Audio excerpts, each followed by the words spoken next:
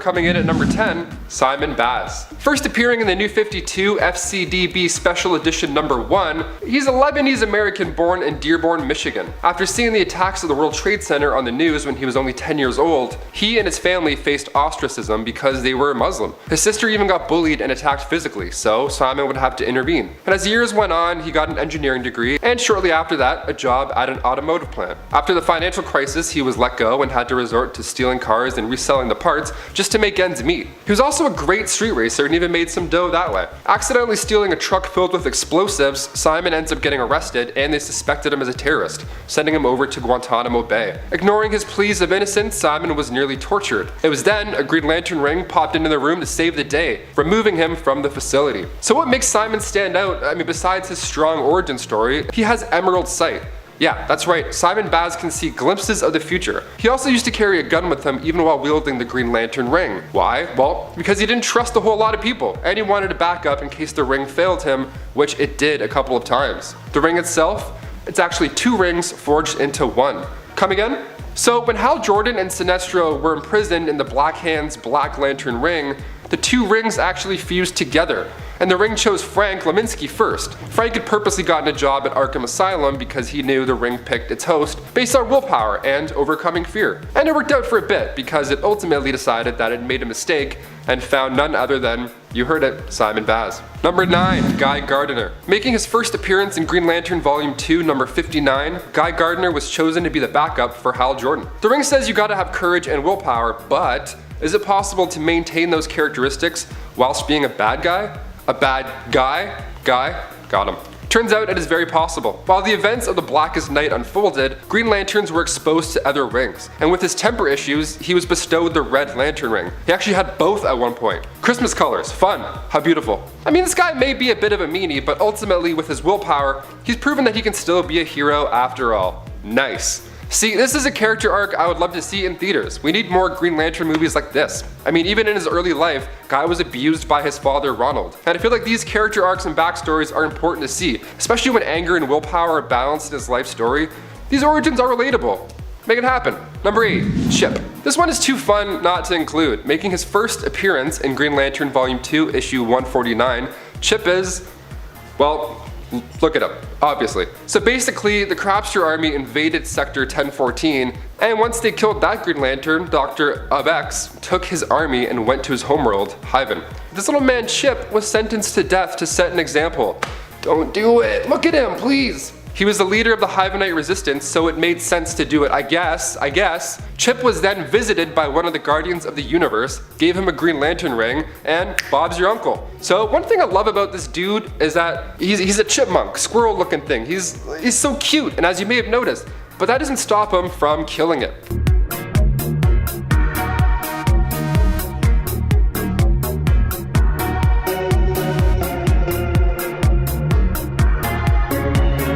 Yeah, he just rocked Hal Jordan. I'm a fan of Chip. He even took on the Man of Steel himself in an Injustice Gods Among Us storyline. He attacked Superman by going after his mind. I feel like if you have a movie with this guy, it'll feel similar to how Rocket was portrayed in Guardians of the Galaxy. At first people are like, he's a little fluffy cute thing, and then bam, you get punched in the head like 10 times.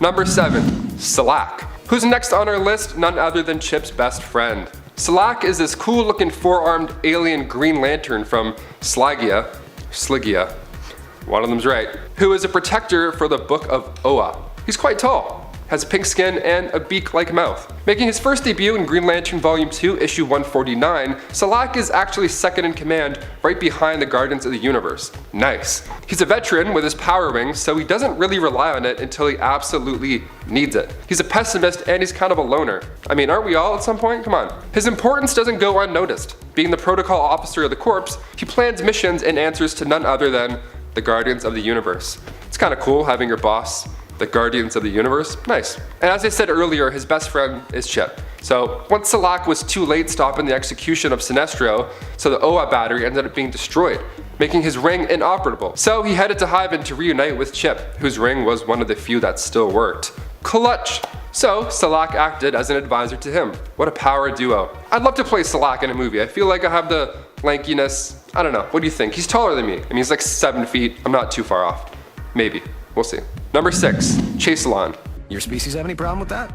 No, my arms are non-organic. I do, however, get silica mites. Fascinating. Perhaps we could consume refreshment together and speak of our adventures. That's a cool looking thing. Making his first appearance in the Green Lantern Volume 2, number 9, Chaselon is a being that can use 13 senses rather than our normal 5. The Green Lantern of Sector 1416 has a different appearance than usual, as you may have seen. I mean, look at him. So what exactly is this dude's deal? Well, he's from Barrio 3, which is a world where crystal life forms have dominated. So he's a sentient crystalline sphere, and like I said, can use 13 senses. Unreal. This dude's powers are super underrated, okay? He was given a power ring by the Guardians of the Universe due to his extensive willpower. He's also a member of the Alpha Lantern Corps and the Dark Stars, an intergalactic police force. Coming in at number 5, we have Simon Baz. Mentioned briefly just a little bit ago, let's talk about the former street racer and car thief turned Green Lantern. After the horrible event that occurred at the World Trade Center, Simon and his family found themselves under extreme suspicion due to the color of their skin, leading him to be, bullied for most of his life. Despite these hardships, Simon was able to finish all of his schooling and eventually became an engineer. However, he was fired thanks to a financial crisis, and desperate for money, he turned to the streets and started street racing. One night, he accidentally stole a van full of explosives and a high-speed chase ensued, ending in his arrest due to him being a suspected member in an unrelated attack. Even though Simon pleaded he was innocent, everything he said was ignored, but his will was strong enough to summon a Green Lantern ring, albeit, a defective one, to help him break out of jail. Now possessing the powers of the Green Lantern, Simon was able to track down the true owner of the van and bring him to justice with the help of Agent Fed. Now, as I mentioned earlier, Simon eventually teams up with Jessica Cruz to help keep the Earth safe from any danger that comes his way. But one thing that really sets Simon apart from the other Lanterns is he actually possesses 2 incredibly rare abilities that few Green Lanterns have. One being Emerald Sight, which allows him to see glimpses of the near future, allowing him to prepare for anything that comes his way, and the other being the ability to heal others through sheer willpower. Something that was, thought to be completely impossible until right then.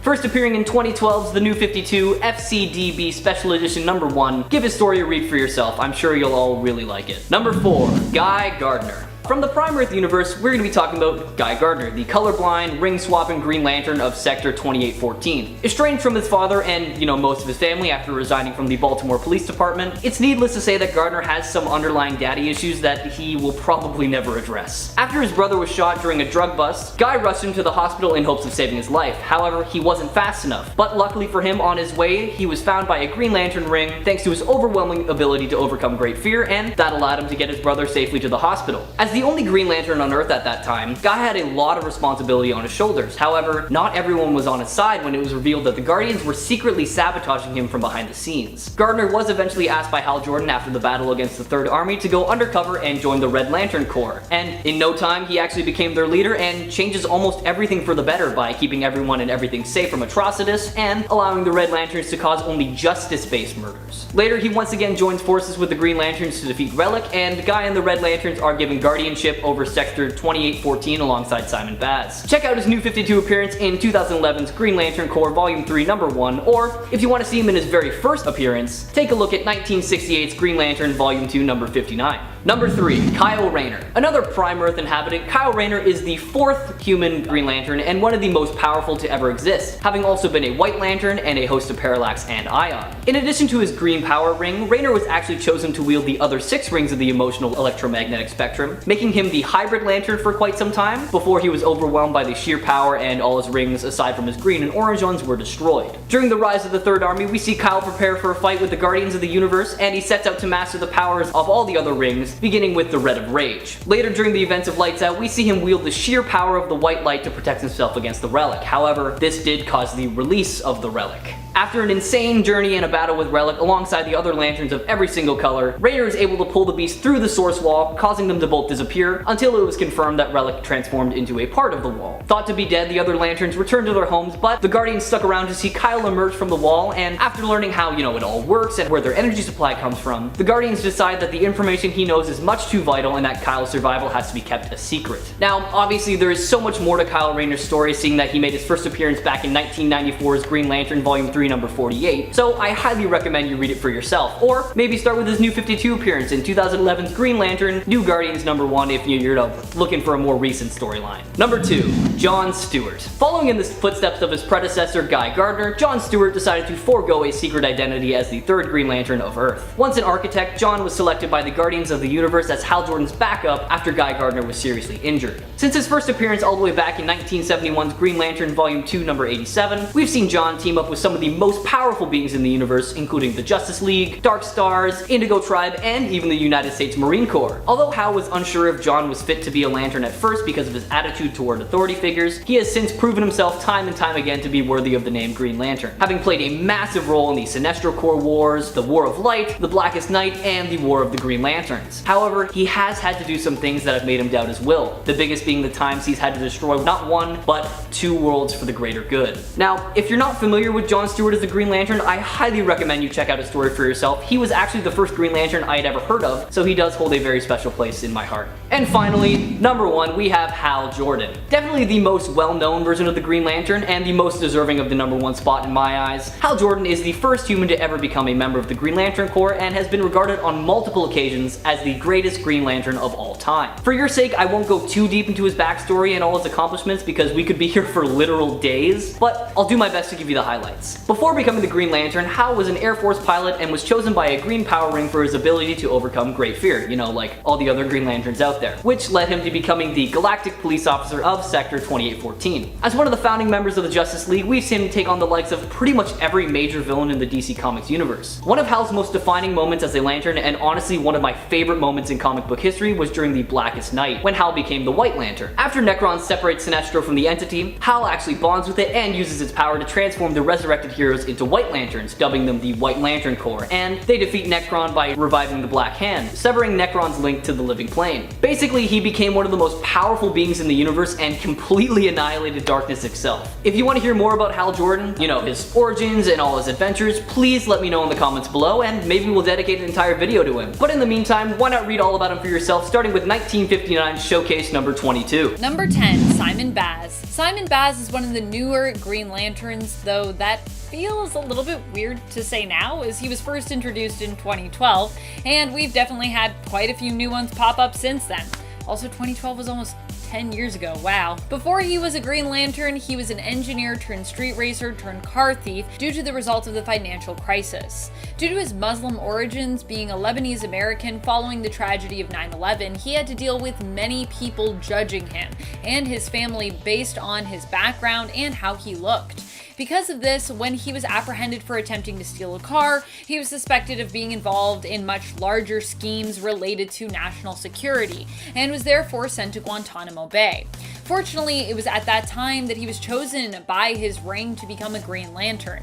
Even while dealing with a ring that was programmed by Sinestro and not really knowing what he was doing because he was super new at the time, he still managed to create constructs when he first came up against the Justice League following a misunderstanding. I think it's pretty impressive that he was even able to make constructs, because I feel like that would be a lot. Number 9, Jessica Cruz. I mean, Jessica has to be one of the most powerful Green Lanterns at this point, especially given, well, everything that she's been through. Jessica started off inheriting the power ring of Earth 3, which was in itself a story. It actually took control of her itself, forcing her to become its host against her own will. In the end, Batman helped her to regain control of herself by sharing with her his experience of finding strength in great moments of tragedy, where he himself had felt like a victim. Jessica would then train with Hal Jordan to gain a better sense of how to use her ring, but only briefly, as Hal was kinda soon after called to space. That was when Simon and Jessica were left alone together with a battery between them to share as they attempted to figure out how to best be superheroes and lanterns together. Hal basically forced them to become partners, and he was like, you two need to figure this out. Jessica also struggles with severe anxiety, which is one of the reasons Simon was kind of frustrated to be paired up with her, at least to begin with. And friends, before we move on to this next spot, if you are loving this list and you love space cops, Green Lanterns as much as I do, please be sure to let us know by giving this video a thumbs up. Also comment below, subscribe, hang out, check out some other videos, you know. Just chill with us for a bit. How are you doing? Put your feet up. Feel good. I don't know what I'm saying anymore. You know, just be cool and hang out with us. We like you. We like you. Stick around. Number 8, Alan Scott. A lot of comic fans may think of Alan Scott as being one of the weakest Green Lanterns because of, well, his weakness to wood, but don't let that fool you. Although his weakness to wood is pretty silly, Alan Scott is still an extremely powerful and unique Green Lantern. He was the first Green Lantern and has since had himself more separated from the general Space Cops Green Lantern Corps in terms of how he operates and how his powers work. I mean, initially when he was introduced with Earth 2, Alan Scott, he wasn't even really connected to the Green Lantern Corps. Because back then, we didn't have to do origin stories and really make everything make sense, but here we are now. Alan Scott's powers actually come from a magical entity that was once the prisoner of the Guardians of the Universe, known as the Starheart.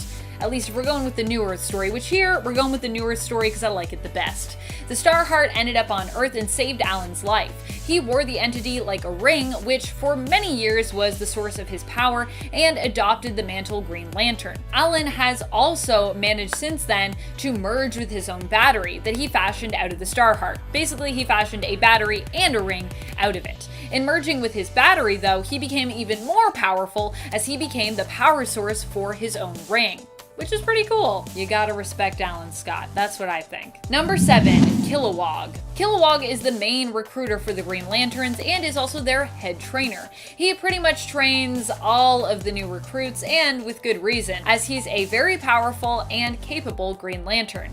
Kilowog is so powerful that back in the New Earth continuity, when his homeworld, Bolivax Vic, was first destroyed and he was on it, although his ring only instinctively protected him, he actually used his willpower and his ring to capture the billions of life energies of the citizens on his homeworld, storing them within his ring until he could find a new and safe world to release them on. Unfortunately, his homeworld and family would still later be destroyed by Sinestro even after he saved them, but it was still an impressive feat for him to have saved them all the first time around. But it's very sad that they all died anyways.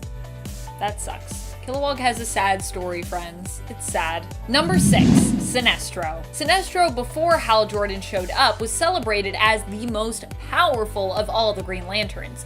That is, of course, until Hal exposed him as the villain he truly was. Despite the fact that Sinestro is now considered a villain and is the head of his own corps, the Yellow Lantern-based Sinestro Corps, he also deserves respect for just how crazy powerful he is and was as a Green Lantern. There is a reason that fellow Lanterns considered him to be the best. I mean, he even had to go back to being a Green Lantern for a time because he was so skilled and the Guardians needed him. Even though at that point he was already a leader of the Sinestro Corps and he was very happy as such.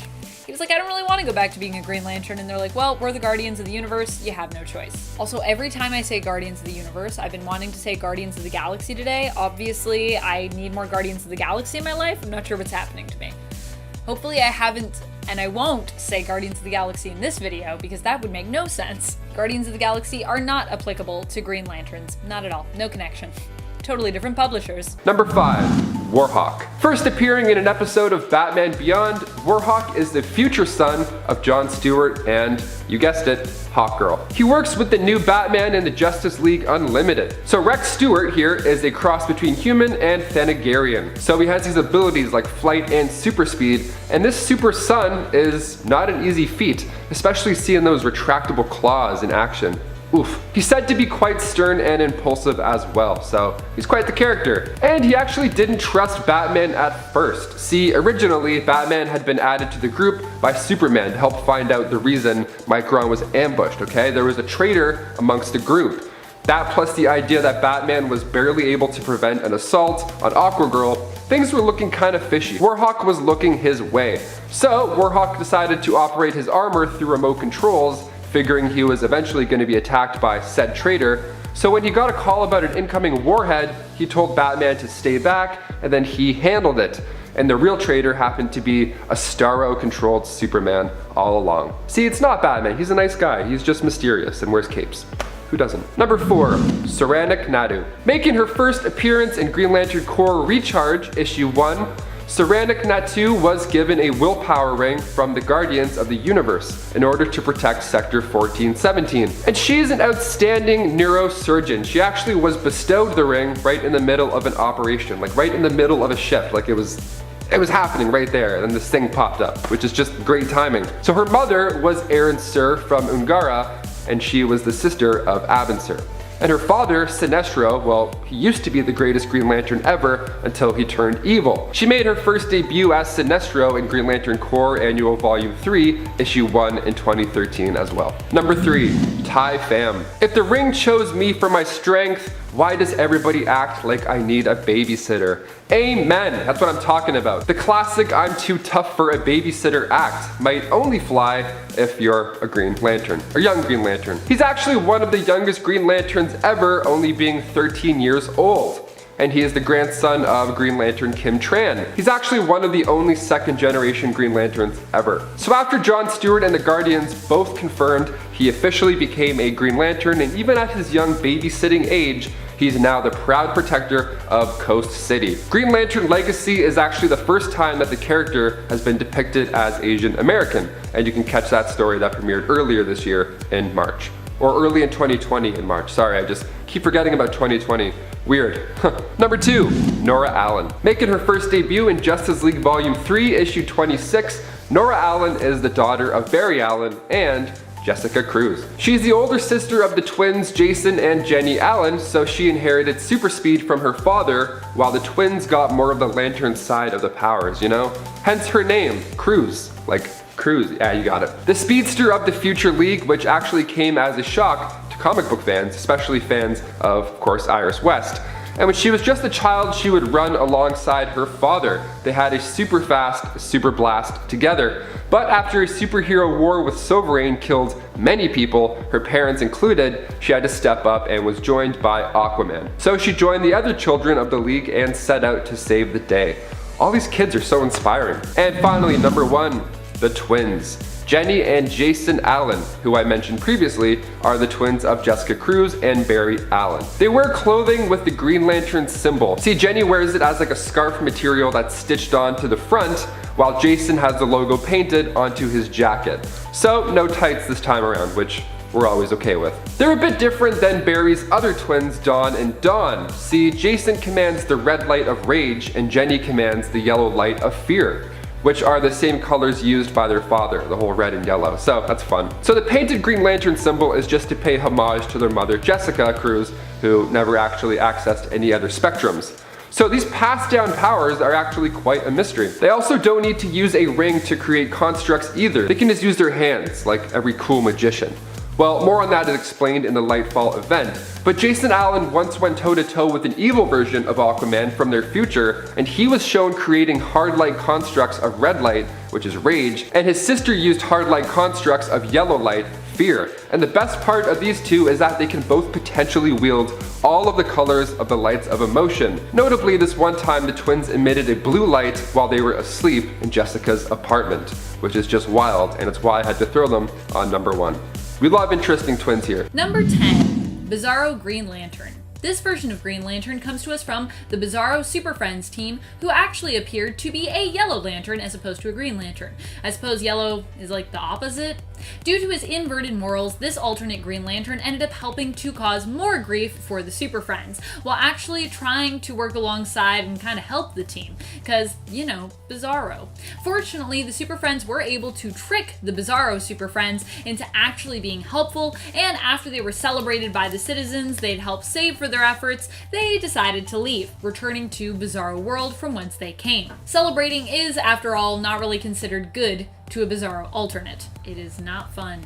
It's like spitting in someone's face when you say thank you to a Bizarro hero. Villain? Hero villain? What do we call them? Bizarro hero? They're trying to be heroes. Number 9, DCAU John Stewart. This version of John is not so scary in terms of what he looks like or his alignment, but is more scary in the sense of what he has been through. John Stewart in the Justice League animated series found himself wrongfully accused of destroying an entire planet, Ajuris 4, and its populace. He fell in love with Hawkgirl, only to be betrayed and backstabbed by her, and then later discovered his own future, where he and Hawkgirl would end up becoming the parents of of Warhawk. All of this is pretty scary stuff if you put yourself in John's shoes. Though really one of the scariest things is that first point, him wrongfully being accused of genocide. Fortunately, he had his friends on the Justice League there fighting to prove his innocence, even if he was ready to accept the guilt and give up his life to take the death penalty. Number 8. New Order John Stewart. The comic Nightwing The New Order explores the future world of year 2040, where Nightwing worked to eliminate all the world's superpowers and succeeded in removing 90% of them. As such, only a few heroes remain and are even legally allowed to have powers. One of the few is Green Lantern John Stewart, who now works for the government. I don't know about you, but I always feel like government-regulated superheroes are kind of scary and kind of a bad idea. I don't know if anyone should actually be allowed to wield the power of a super, save for the person who has themselves that power, and therefore, in theory, should best understand them and how to use them. But then I guess we have supervillains, so I don't know. Who should decide who wields power? Number 7, Yellow Lantern. So after we got a childlike look at what a bizarro version of John Stewart would be like, we got a more grown-up and established version of a bizarro Green Lantern, often referred to as just that, or as Yellow Lantern, with one of his more recent appearances being in the 2018 Justice League Volume Issue 26. Yellow Lantern, or Bizarro Green Lantern as he is sometimes known, is a member of the Unjustice League of Un-America. In Issue 26, this version of Green Lantern only makes a brief appearance, standing with the other not heroes, other villains belonging to Earth 29 in the Hall of Heroes. I gotta work on my Bizarro speak. What do we call them? Not heroes? I am not hero? I don't know. But you can rest assured that I'm sure this alternate and his team will likely be back again at some point as foes of the Justice League, or as misunderstood allies. Number 6, Jade Nova. Jade Nova is Frankie Rayner and is part of the Amalgam universe. She appears to be part Green Lantern with the lantern symbols that adorn her and her ring, which she can use to make constructs, and part Fire, or Frankie Ray, with her ability to transform into green flames. Her name could allude to a combination of Frankie Ray and Kyle Rayner, though some think she could also be inspired by or be some combination of Alan Scott's and Thorne's daughter, Jade. The part of her that is Marvel inherited could be that she is considered a mutant in the Marvel world. Jade Nova was a prisoner of Mephistopheles until she was freed by Dr. Strangefate, who she then became indebted to. Number 5, Chip. While he may have gotten hit by a car in the main continuity, RIP, in the Injustice continuity, Chip is a badass. Chip is actually a Green Lantern who, while appearing as a chipmunk, is in reality an alien from the planet Huluvin. I'm sorry if I'm saying that wrong. I don't speak the same language, I'm sure, as Chip's race, but I think it's Huluvin. Haven? I always want to say it Haven, but that's definitely not right based on how it's spelled. In the Injustice reality, Chip proved just how mighty even his smaller stature can be when he used it to his advantage to hold Superman. Chip's explanation for this was that big powerhouses like Superman always underestimate the small opponents and don't really know how to guard themselves against tiny enemies and attacks as a result. Chip used his Green Lantern powers and small thinking to stop the synapses from firing in Superman's brain, rendering him completely immobile temporarily. Number 4, Abin Sur. Abin Sur was a capable and very important Lantern when it came to their history, as he is the Green Lantern who would pass on and in so doing be replaced by Hal Jordan, considered one of the greatest Green Lanterns of the modern age. Abin Sur could also be considered a very wise and fearless Green Lantern. He learned of the Blackest Night prophecy involving the downfall of the Corps, and also learned of his own fate, his death, and the one who is destined to inherit his ring.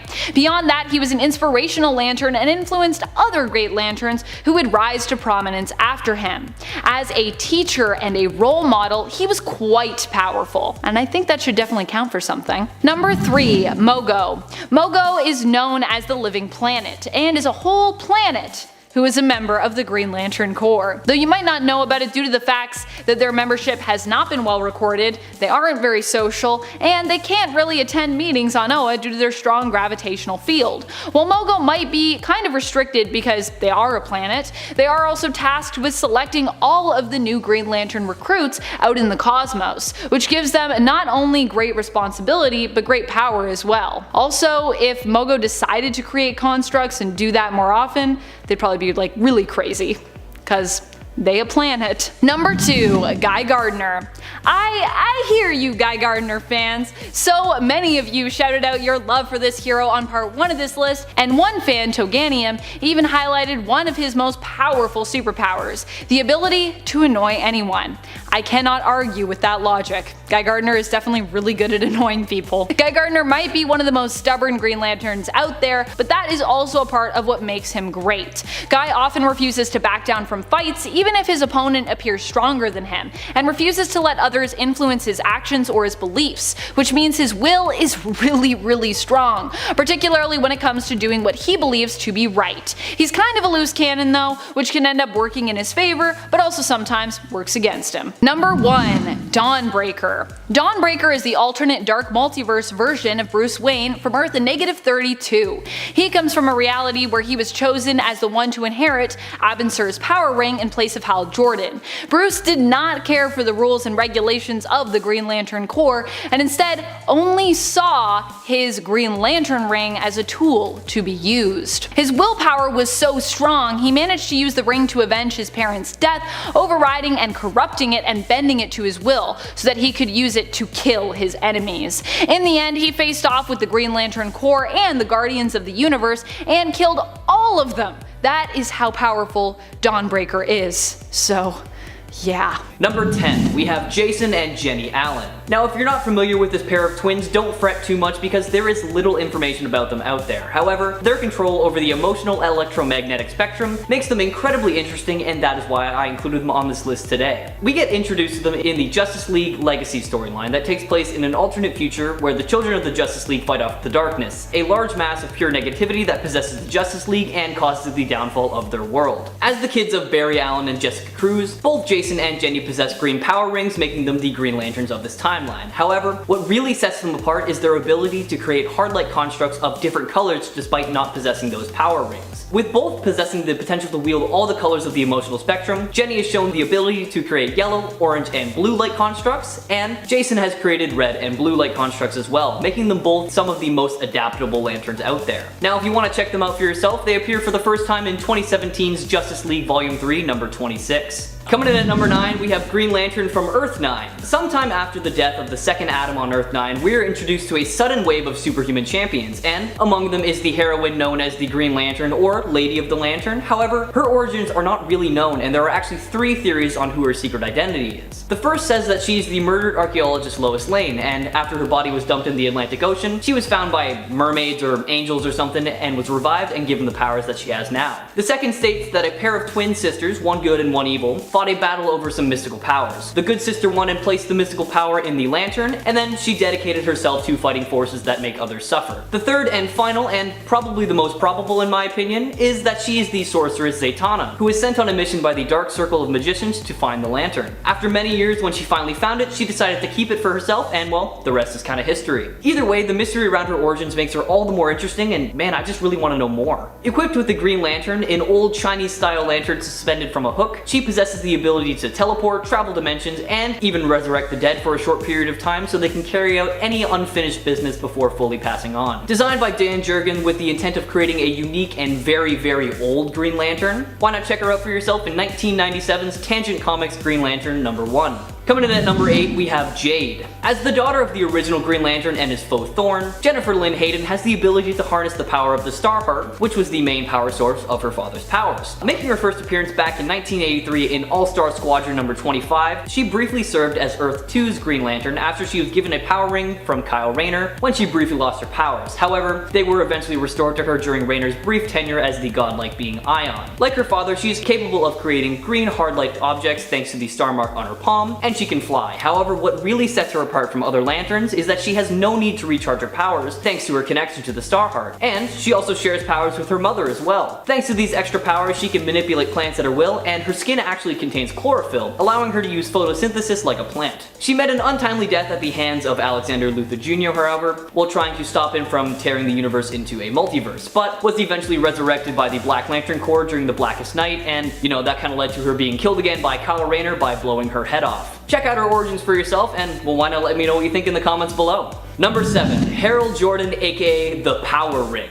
Hailing from Earth 3, a universe where the morality of most heroes and villains are flipped, we have Harold Jordan, a feeble and cowardly man who worked as a janitor at Ferris Aircraft. Wielding the Ring of Volthoom, a ring that feeds off his fear and panic instead of willpower, Harold was an incredibly powerful crime lord and a member of the crime syndicate. Giving him powers similar to all other lanterns, he had the ability to create hard-like constructs. However, there was one major drawback that he realized during his time with the syndicate. He realized that although the ring was giving him the power he had always dreamed of, it was slowly killing him, and he could never summon the courage or will to remove it himself thanks to his cowardice nature. During a fight with the Injustice League, Harold is finally freed from the ring. However, it did cost him his life as he had his arm ripped clean off his body by Sinestro. Although he physically died, his consciousness was actually transferred to the Green Realm, a world made completely out of concentrated fear, and he still lives on to this day, holding on to the hope that his world can one day be saved. Making his first appearance in 2013's Justice League Volume 2 number 23 as part of the New 52 DC Universe, why not give his story a read for yourself? Number 6. Jessica Cruz. During the crime syndicate's rule on Prime Earth, Jessica Cruz is unwillingly and forcefully chosen to be the next and final wielder of the Ring of Volthoom thanks to her PTSD and debilitating anxiety. Completely under control of the ring, she was forced to attack her hometown, but thanks to Batman and the other Justice League and all their kind words, she was able to overcome the power of the ring and take control fully. Under the tutelage of Hal Jordan, she was fully taught how to control her ring and eventually mastered the use of it. Unfortunately, killed by the Black Racer during the events of the Darkseid War after jumping in the path of the Black Racer to save the Flash,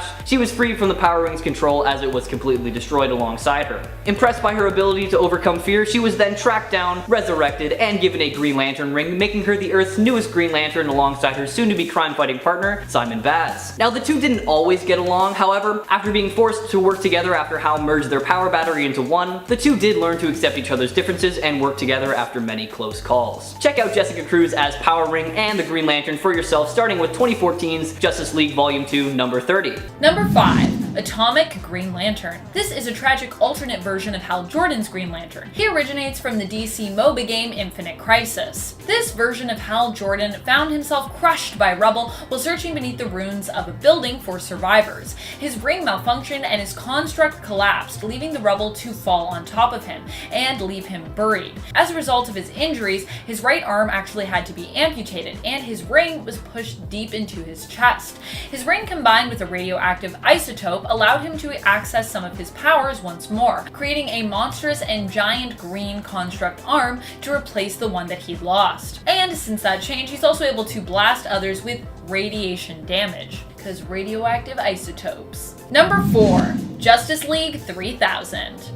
In this reality, Hal Jordan comes back as an imperfect clone created by Ariel Masters and the Wonder Twins in the 31st century. The Justice League in this story was brought back through a cloning process that involved volunteers basically giving up their lives to become merged, or really having their consciousness replaced by the DNA of old school heroes. Hal Jordan himself, as such, comes back as a version of himself who no longer needs or has his power ring, but who is also not really completely the Green Lantern, but a combination of Green Lantern and Spectre. He looks super cool, but he also looks super creepy. Like, if you were in an alley at night and you were in trouble and he showed up, you weren't sure if you were being saved or if you were in more danger. Number 3. Dawnbreaker. Another story featuring Bruce Wayne, but of the dark Earth 32. It tells the story of how he was somewhat kind of wrongfully given a Green Lantern ring and seeks to use it to simply avenge his parents' death by murdering Joe Chill. Kind of not what Green Lantern rings are for. When the ring wouldn't let him do so, Bruce used sheer willpower to override its intentions, bending the will of the ring to his own, and successfully killing Joe Chill when he was using it. He even tries to use the ring to resurrect his parents, but he can't successfully do so. Ring doesn't really work like that. He goes on to become a vigilante who kills any criminals he comes across in Gotham. It sounds to me like this version of Bat Lantern, known as Dawnbreaker from the Dark Multiverse, might actually have been better suited to a Black Lantern ring. If he were dead though, I guess. Maybe even a red lantern ring or a yellow lantern ring. Number 2. Green Lanterns of the Dark Multiverse. It feels weird to have 2 spots taken up by different versions of Batman under the Green Lantern mantle. But what can I say? Batman makes a pretty terrifying alternate of any superhero mantle that he chooses to take up, because Batman himself is, he's pretty scary. But I thought that you also might be wondering, what the usual Green Lanterns were up to in the alternate Dark Earths that belong to the Dark Multiverse. Like those that belonged to Dark Earth 32. And the answer is pretty scary because, well, they're pretty much, so far, all dead. The dead. On Earth 44, Hal Jordan finds himself killed by Batman's Alfred Protocol AI, who eventually also merges with Batman itself, turning him into a murderer. And the alternate Green Lanterns of the Dark Multiverse's Earth 32 also find themselves killed by Bruce as Dawnbreaker, the dead. Is there anything scarier than being dead? I guess if you're not afraid of death, then it's not scary, but most people are, I think. Number 1, Injustice, Hal Jordan. In the alternate universe housing both the games and the comics for Injustice Gods Among Us, this alternate Green Lantern, Hal Jordan, turns a Parallax rivaling level of dark. He ends up allying himself with a fascist Superman who seeks to take control over Earth in order to protect it, after kinda going crazy following the death of Lois and their unborn child, as well as the destruction of Metropolis. This alternate version of Hal ends up trading his Green Lantern ring for a Yellow Lantern ring. Unsurprisingly, because like I said, Parallax level here. He works with the villainous Superman and even murders fellow Lantern Guy Gardner. Yikes. Number 10, Eamon Sir. Son of, you guessed it, Abin Sur. He grew up to become the person in charge of the Black Circle crime syndicate, and he decided that was how he would get back at his father for choosing the Green Lantern Corps and abandoning him. But luckily, Kyle Rayner and a second-generation guardian of the universe named Lyanna stopped his evil doings. I don't blame the guy. He grew up with hatred in his bones. It's not just gonna go away one day. So he ended up hashing it out with Hal Jordan after Hal had returned from Parallax's influence. So Hal thankfully defeated the troubled youth, but Amon was actually given a duplicate of Sinestro's ring from the Guardians. And then, poof, he vanished. So Hal brought back the body of Eamon to bury, and after he left, there was a yellow light in the sky, and it's presumed that that yellow light was him coming back to visit his father's grave. How sweet. So during the Sinestro Corps War, the Book of Oa was rewritten. So now Green Lantern Corps officers can actually use deadly force. So in one story, he fled Space Sector 2814 and he wanted no part of that, right? So a group of the Lost Lanterns went to the planet Varva and found out that recently Eamon had killed the civilians. So Green Lantern Lyra used her ring and these new rules and got even with him. So he's not a nice guy in more than one issue. And before we move on to number 9, if you guys could go ahead and toss us a like on this video, that would be the best because it goes a long way for us here at the studio. You guys rock. Now back to some more Children of Lanterns. Number 9, Sarko. Savior of the Sinestro Corps, making his first appearance in Hal Jordan in the Green Lantern Corps, issue 19. Sarko is the son of Zoranik Natu and Kyle Rayner at some point in the future. See, in the time he's born, he's the last advocate of the yellow light of fear, so only Green Lanterns remain. So his big plan was to go back in time and prevent the Sinestro Corps from ever being dissolved. Not a bad plan. You can catch him in action in Hal Jordan in the Green Lantern Corps Volume 1 from issues 19 to 23. You can pound it all out in one day. Super good. Number 8, Orisha Rab. Age is just a number, right? We can always use willpower to speed things up if need be. And that's exactly what our girl Orisha Rab did. She made her first comic book appearance in Tales of the Green Lantern Corps issue 1 back in 1981, and her father, Fentera Rab, was a Green Lantern before her. So at a young age, she hit the books, right? She wanted to be the best replacement for her father when that time came. And she read up on Hal Jordan and then boom, she of course had a huge crush on him, as we all would reading up about the young chap. But she was really young, like Hal would refer to her as little sister sometimes in the comics. She was 14 years old, so yeah, that was an immediate no-go. But she tried to argue that because of the difference of years and planets, she actually was 28 in comparison, but yeah, he didn't really buy into that. So she changed her outfit up, tried to get his attention, doing the cool poses, trying to wave the hair back and forth, really playing it up, but nothing happened until her will to become older was so strong that the ring made it happen. Yeah, she magically aged, and the next thing you know, they're making out all around town. Comics, am I right? Number 7, Obsidian. Making his first appearance in All-Star Squadron issue number 25 back in 1983, Obsidian, aka Todd James Rice, is the son of Green Lantern Alan Scott and Thorn. He has a twin sister named Jade, who I'll get into in a little bit. We have a lot of twins on this list. His powers are quite unique. They were passed down to him from his father after he battled Ian Karkull and was exposed to the shadow energy. So now Obsidian can possess the power of shadows. So he taps into the dark energy of the Shadowlands and can even merge with his own shadow and make this 3-dimensional shadow being. God, Peter Pan would have a field day there. And here's my favorite part of Obsidian. He can link minds with his twin sister Jade. So he can also tap into your biggest fears by using your shadow. And then he gets into your head and then causes you emotional agony. So you don't want to get on his naughty list, that's for sure. Number 6, Jade. Of course, we gotta talk about her as well. The other twin, Jennifer Lynn Hayden, the twin sister of Todd, who is also quite the character with a different yet still very intimidating selection of powers. She made her first debut also in Star Squadron issue 25, and when she first reunited with her brother Todd, they both wanted to be like their father Alan Scott, so they tried to join the Justice Society but were rejected. But don't worry, because they joined other children of other members and made Infinity Inc. She got her powers from her father, right? And they were pretty obvious too that they were handed down. She could glow green, create these energy constructs, but she also inherited the power of plant manipulation from her mother. So she can affect gravity, light, radiation, heat. I mean, when it comes to super siblings, these two do not play around. Like I said, they can communicate through forms of telepathy, so you're outgunned and outplayed. Number 5, Joe Moline. Joe probably has some of the greatest potential of all the Green Lanterns we have ever met. She was given a very special kind of ring, one that doesn't actually need a battery but can self-charge on its own. Of course, its charging is slow going, and Joe isn't a master of it yet, but still, it's very impressive. It's like, we're talking like Alan Scott coolness. In Future State, we got to see a glimpse into Joe's possible future, where she is a member of the Justice League and also becomes proclaimed as the greatest detective in the entire universe, which is pretty huge. Joe might not be there yet, but she shows so much promise in terms of what she can accomplish with her willpower, even just from what we've seen in Far Sector, that I think she deserves this spot, especially considering how powerful she'll likely go on to become. I'm just saying now, I'm putting my bets down that Joe's gonna be one of the most powerful Green Lanterns of all time. I'm also so ready to see her and Hal Jordan go toe to toe. That is a fight / team up I cannot wait to read. And if you missed that clash of things, that was from Future State Green Lantern issue number 2. It's the last story in there, and woo! Love that story. Number 4, Sodom Yat.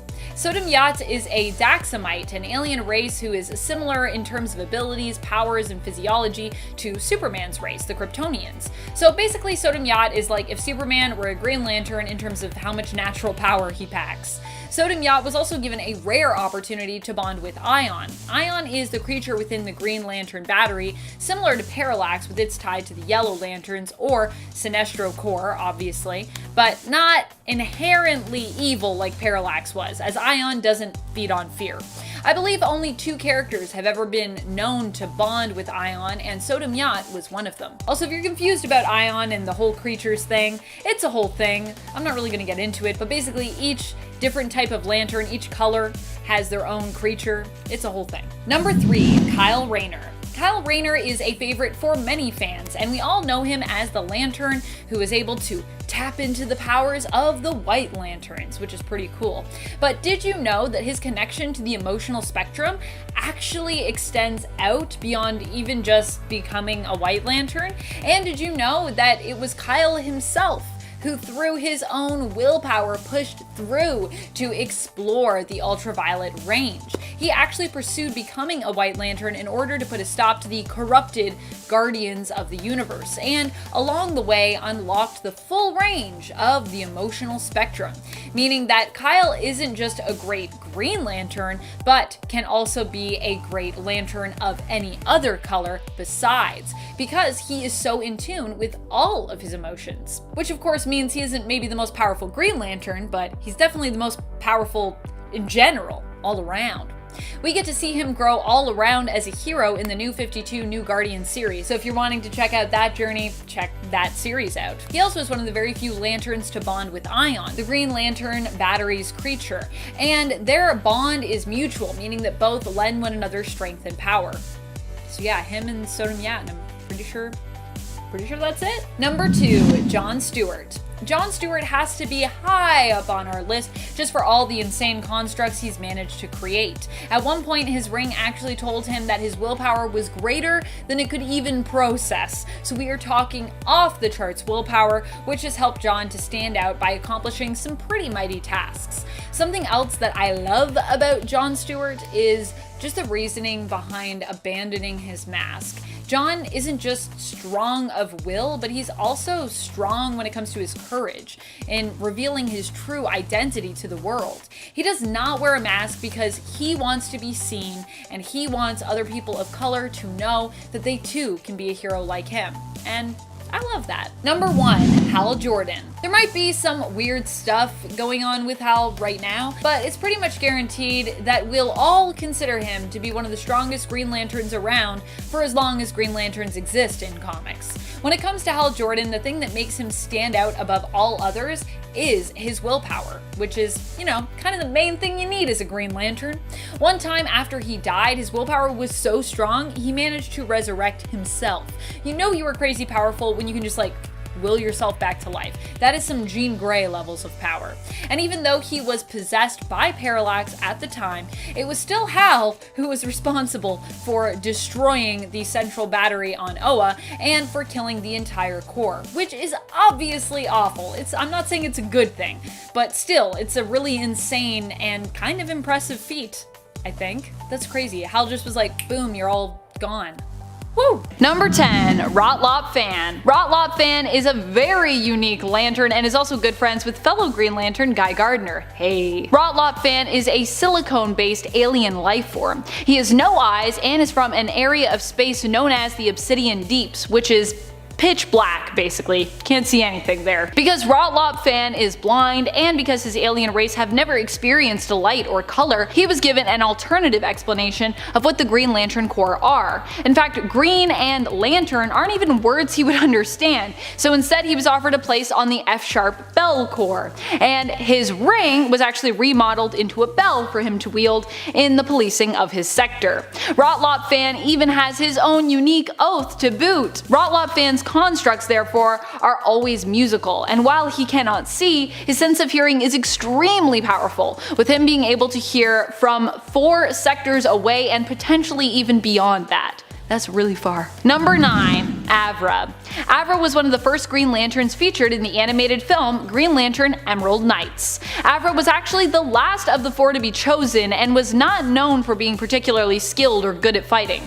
However, he proved to be the strongest of the first Green Lanterns, as it was Avra who ended up being creative enough to use his ring to create a construct, fighting back against the Dominators and inspiring their fellow Lanterns to also create constructs besides.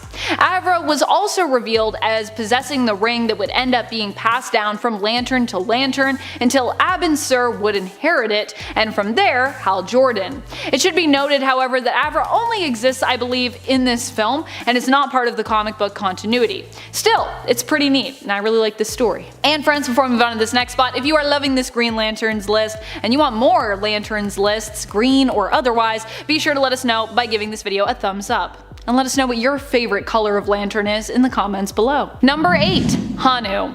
If we're talking about brute strength in terms of power levels, then one Green Lantern that needs to be highlighted is Hanu. Hanu is an alien who hails from Ovacron 6. On his planet, warriors are taught that to rely on a weapon in battle is a weakness, which means that Hanu tends to prefer and rely on his own strength over his constructs most days. This is a terrifying prospect considering just how strong he is on his own. Due to his alien physiology, Hanu is super strong and super durable, but he is also known for standing out in terms of his strength, even among other warrior members of his race. Number 7. Jade. Jade is the daughter of Alan Scott, and when it comes to continuity is kind of a complicated character. I'm gonna try to make this as uncomplicated as possible for y'all to understand if you're not as familiar with her. She was initially introduced in the New Earth continuity, making her first appearance in All-Star Squadron issue 25, volume 1 out of the 80s. She was the long-lost daughter of Alan Scott, who later in life connected with her twin brother and figured out the truth of her origins and her connection to the Green Lantern. She has shown both magical powers and plant-based powers due to her heritage and connection to both Alan Scott and Rose Canton, aka Thorn. Later on, Jade would also go on to serve as one of the Earth's Green Lanterns for a while with the actual Corps, but would become displaced in the continuity during the New 52 reset. However, it does look like we may be seeing her return now, as her brother and father are currently searching for her. Yay! Prime Earth Jade, Prime Earth Jade. Number 6. Soranik Natsu. Soranik Natsu is the daughter of Sinestro and would end up taking over as the leader of his own corps, the Sinestro Corps, after her father becoming a Yellow Lantern. But before that, we knew her as the reluctant member of the Green Lanterns. Soranik initially did not want to become a Green Lantern due to her own father's reputation on their homeworld, where he was both a Green Lantern, but also, unbeknownst to his colleagues on the Corps, a ruthless dictator. She, like many, associated the Corps with oppression for this reason. Soranik, however, was also a surgeon and would accept the Green Lantern ring that came to her in order to save a patient's life, whose condition at the time was steadily worsening while in surgery. And then she basically kind of learned that Green Lanterns maybe aren't that bad. Number 5. White Lantern. This White Lantern is Kyle Rayner, and you might be thinking, but wait a minute. Aren't White Lanterns normally the best of the best? Or at least supposed to be that? How could this be scary? Well, this version of Kyle Rayner comes to us from Green Lantern New Guardians Future's End, and is driven insane after being imbued with the life equation. Rayner becomes obsessed with fixing the universe, making it pure, by forcing everyone to be obedient followers of the White Light. He killed most of the Templar Guardians and Carol Ferris, but in the end realized that he had actually lost his mind and decided to just go away and become one with the Source, finding a successor for his White Lantern ring before he passed on. Sometimes you just gotta realize when you're being crazy. Be like, maybe it's time for me to go back to the Source and just chill. Number 4. DC Legends Kyle Rayner. The stories told in the game DC Legends often mimic the stories of the comics, while sometimes deviating from the original source material somewhat to tell their own stories as well. So it's unsurprising that one of the stories that the game decided to tackle was that of Kyle Rayner becoming Parallax, which also happens in the game and in the comics. This alternate version of Kyle Rayner now wears a costume similar to his own but mashed up with Hal Jordan's Parallax outfit. He also has a thick white streak down the middle of his hair, like how Jordan's gray temples were later retconned to be explained by Parallax slowly growing stronger within him, feeding on Jordan's fear. Sinestro is the one to blame in the game, like in the comics, for this transformation of Kyle Rayner. Fortunately, fellow Green Lanterns Hal Jordan, Guy Gardner, and John Stewart helped to save the day and free Kyle from Parallax's influence. Number 3. Power Ring. Power Ring is the alternate version of Green Lantern belonging to the Antimatter Universe's Crime Syndicate of America. We don't know his true identity, but being that he pretty much uses his Power Ring for whatever he wants as opposed to any sort of just or emotional cause, he just goes by the name Power Ring. Within Power Ring's Power Ring is the being known as the First Lantern, Volthoom. Volthoom often talks to Power Ring, which Power Ring finds useful, but annoying. He can use the ring to create all kinds of ridiculous constructs. Number 2. Quaman. What could be scarier than the Antimatter Universe? That's where this alternate Green Lantern is said to hail from as well, being the antimatter version of Hal Jordan. The Quaman is also known as the Dread Emissary of the Reversoverse, the Mad Lantern, and Weaponeer 666. Abin Sur of Earth 20 is the one who somehow accidentally allowed them to enter into the current reality in the series, the Green Lantern. This being is just terrifying to look at and is certainly a very vilified version of Earth Zero's Hal Jordan. Not someone I want to mess with or run into in a dark alley. Number 1. The Ring of Evil and Nazi Lanterns. This tale comes to us from the Elseworlds, so yeah, you know, it's out there. In the 1990s Green Lantern series, in annual issue number 3, we find a world where Nazis are in control and created a power ring of evil that appears to contain a demon. In this reality, John Stewart fights as part of the Green Arrow's rebellion, aiming to become a Green Arrow, which in this reality is kinda like the main continuity Green Lantern, but with arrows instead. They have a very similar oath. Guy Gardner in this reality is a jerk, surprise surprise, who continues to stay loyal to the Nazis, and Hal is somewhere kinda in between, being given the power ring and originally wanting to give in to its evil until his old flame, Carol Ferris, urges him to fight against the evil within it.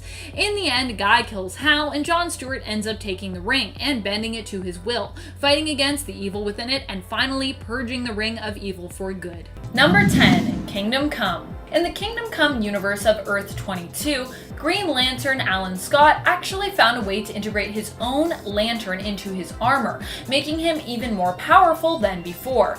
In the comic, he looks like a massive green knight. Although he looks terrifying, he is actually meant to be one of the good guys, and after waiting years for an alien threat that never appears, he ends up joining with the Justice League. So in terms of what makes him frightening, it's simply his appearance and his insane power levels, though he does still have his weakness to wood, as he himself is still one of the good guys. Although in Kingdom Come, it also kind of depends on which side you're on in terms of who you consider to be the good guys. Number 9, Bat Lantern. What's scarier than the Dark Knight Batman? How about the Darkest Knight? Coming from the alternate Earth of Earth 32, Bruce Wayne ended up being the one to be given a Green Lantern power ring, and chosen as a replacement for Abin Sur instead of Hal Jordan. This version of Green Lantern is obviously a little more dark, as is the way with Bruce Wayne's vigilante attitude normally. Bat Lantern was actually kind of responsible for the death of alternate Hal Jordan Green Lantern from Earth 5 in the story Countdown Arena. Number 8, Leonard Lewis. Or Len Lewis as some like to call him. This version of Green Lantern belongs to the Just Imagine universe of Earth 6, and is very different from most versions of the Green Lanterns that you have come to know and love. He was created when DC allowed comic legend Stan Lee to create kind of whatever he wanted using the names of their supers, and so Leonard Lewis was born. He is a professor who became the champion of the old Tree of Life, the Yggdrasil tree. The Tree of Life granted him divine elemental powers, making him one of the most powerful alternate versions of the Green Lantern out there. The power also turned him literally green and glowing, and so he took up the name Green Lantern. Leonard Lewis's story is mostly scary due to the fact that he quickly had to adjust to being a superhero, and due to the fact that his power levels and appearance just make him seem frightening, unlike a Superman or like Dr. Manhattan kind of vibe there in my opinion. Number 7, Flashpoint. This reality is terrifying in the sense that the title of Green Lantern for Earth seems to perish with Abin Sur. Although he does manage to actually run into Hal in this reality, the government ends up confiscating Abin Sur's power ring before Hal can get his hands on it, and Hal himself ends up getting sent on a mission to stop the fighting between Atlantis and Themyscira with a nuclear strike. He ends up dying in battle when his bomb fails to detonate. Although this means that he isn't really specifically an alternate Green Lantern in this reality, Hal Jordan is known as being one of the most iconic of Earth's Green Lanterns, normally. A reality where this doesn't end up happening just seems really bleak. Not surprising though, considering that this was also the reality where we got Martha Wayne's Joker from. Number 6, Lara. Lara is actually from the main continuity, where she was a Green Lantern herself, but not one belonging to Earth. She is an alien from the planet Jade. She took over for her father, who had originally been the Green Lantern for Space Sector 1112. However, she was expelled from the Green Lanterns and went on to become a frightening Red Lantern, and then after that an undead Black Lantern. Lara herself was expelled from the Green Lanterns after she went rogue and killed Abin Sur, the Yellow Lantern and evil son of Abin Sur, instead of taking him into custody after he surrendered to her, which is what she was supposed to do. Because, you know, Green Lanterns don't really kill people. They're not supposed to do that. Number 5, Hanu. Making its first appearance in Green Lantern Volume 3, Issue 49, and also appearing in the 2011 Green Lantern film, Ayo, Hanu is a beast of brute force. He's originally from the planet Ovicron 6. The warriors there think that using a weapon is overrated, it's frowned upon. They say a weapon makes you weak. Okay, super badass. So he relies on his own strength rather than the ring. That's cool. Yeah, I have a ring, but you know, I'd rather just punch you in the head. It's easier. This sure did come in handy when he was freed from a prison from Hal Jordan and Guy Gardner. He tore the place up without even using the ring. And when he does use it, it's insane, okay? So during the Sinestro Corps War, he finally used the ring to punch through Horku. And Horku's the same species as Hanu, so that doesn't shine light on how strong this dude is. I don't know what will. Number 4, Alan Scott. The Golden Age Green Lantern, making his debut in 1940 back in the All-American Comics number 16. He's the first ever Green Lantern, so of course I'm gonna include him in this list. He actually forged a Green Lantern from a meteor. This dude was around even before the Green Lantern Corps, so he's not too popular with the current run of things. So he gets his power in a much different way than all of the other Green Lanterns. He actually uses a ring that's magic based instead of being linked to the central battery on Oa. I feel like we need to see this origin story on this big screen ASAP. It's too cool to ignore. Number 3, Sodom Yat. Making his first appearance in Tales of the Green Lantern Corps Annual number 2 back in 1986, Sodom Yat is a guy from the Daxamite race who are cousins of the Kryptonians. Pretty sweet. Daxamites have similar powers to Kryptonians, but instead of being vulnerable to kryptonite, they're vulnerable to lead. Just basic lead. So if you're gonna take some notes around Sodom, make sure you hide it or else you might kill him. So this guy's loaded. He's basically a god, but no lead. Kind of like no capes, no lead. He doesn't even really need a ring. He's already so strong from the ion entity has given him an unbelievable strengths. He always dreamed of being a space explorer, so once he noticed an alien spaceship crash near Earth, he found Tessog, and after his parents caught wind of the new friend, his parents killed Tessog and brainwashed Sodom to forget the whole thing. After seeing Tessog in a museum, dead, he was reminded of the actions that had taken place, so he reconstructed Tessog's ship and then was bestowed the Green Lantern ring. Nice, you did it, full circle. And he became the ultimate Green Lantern and the last member of the Corps. The prophecy came from none other than, drumroll, number 2, Abin Sur. We all remember arguably the best part of the Green Lantern movie, the beginning. We find Abin Sur after he crash landed on Earth before giving the ring to Hal Jordan. The purple alien is portrayed by none other than Jango Fett himself, Temuera Morrison. But who is this character and why is he so important? Making his debut in Showcase number 22, Abin Sur was a Green Lantern from Sector 2814 and was the Green Lantern right before Hal Jordan as you saw in the movie. So before that, he actually visited Earth a handful of times. He teamed up with an ancestor of Hal Jordan in the American Old West to fight an alien named Traitor.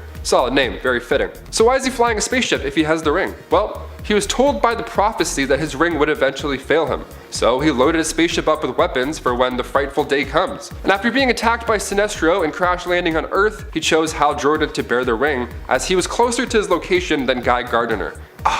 So close. Hal ended up using the ring to hide the body and his ship underneath a mountain. It's pretty cool. And finally, number 1, Nort.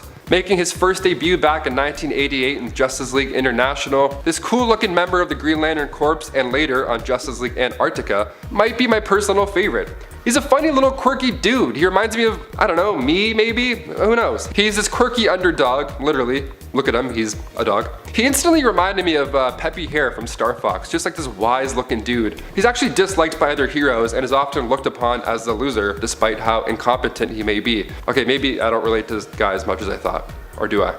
He can't even read a map. So I mean, come on dude, you gotta figure it out. He tries his best though, he's brave and he's super honorable. I feel like a character such as himself would be great to see in live action. I mean, I'm sure there's a lot of people who would relate.